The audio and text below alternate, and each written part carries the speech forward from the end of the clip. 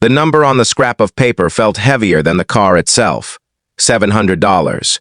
That was all they thought it was worth. For a long moment, the old mechanic stared at the offer lying on his dusty workbench.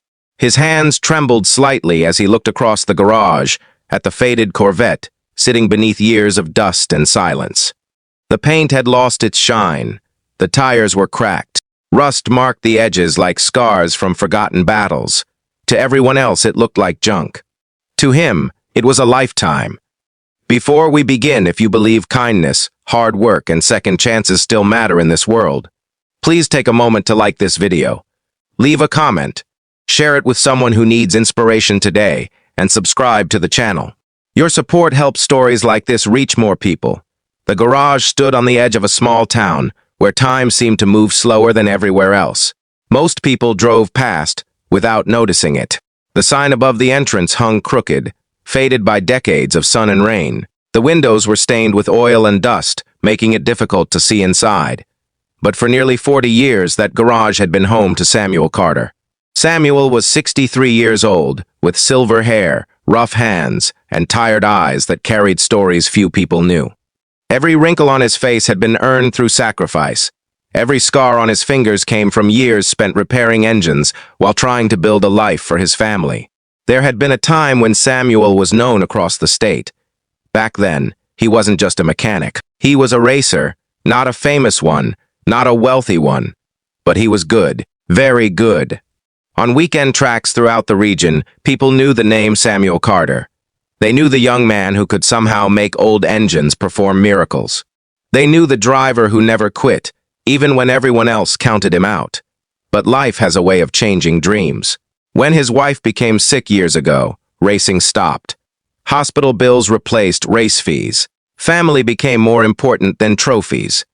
One by one, the medals disappeared into storage boxes. The photographs faded. The crowds forgot. Only the Corvette remained. It was a 1967 Corvette Street Ingray, once beautiful enough to stop traffic. Samuel had bought it decades earlier with money he couldn't afford to spend. Together, he and his wife had restored it piece by piece.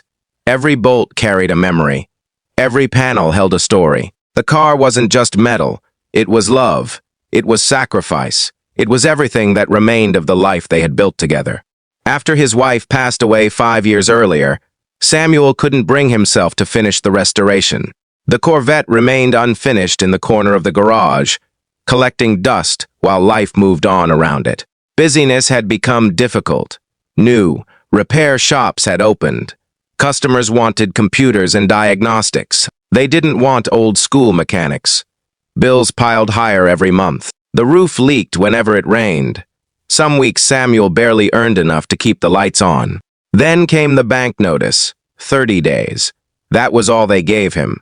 30 days to pay overdue debts or lose the garage. Lose the building. Lose everything. Desperation forced him to consider the one thing he had sworn never to sell. The Corvette. Word spread quickly. Collectors came. Dealers came. Flippers came. Most looked at the car for less than 5 minutes before making insulting offers. $500, $600, $700. No one cared about the history. No one cared about the memories. They only saw rust. They only saw risk. Each offer felt like an insult to his entire life. Yet as the deadline approached, Samuel began wondering if he had any choice. One rainy Thursday afternoon, he sat alone in the garage, staring at the Corvette while thunder rolled across the sky. The silence felt unbearable. For the first time in years, he questioned everything. Had all those sacrifices mattered? Had all those years of hard work meant anything? Would anyone remember him after the garage disappeared? The storm outside grew stronger. Rain hammered against the roof. Water dripped through old leaks into buckets, scattered across the floor. Then something unexpected happened. A black SUV stopped outside. Then another. Then another. Samuel frowned. Luxury vehicles rarely visited his garage. The doors opened. Several men stepped out. At first glance, they looked like ordinary visitors. But something about them felt different. Their posture, their confidence, The way they studied everything around them, Samuel watched as they entered the garage. The oldest among them stopped immediately when he saw the Corvette. His expression changed.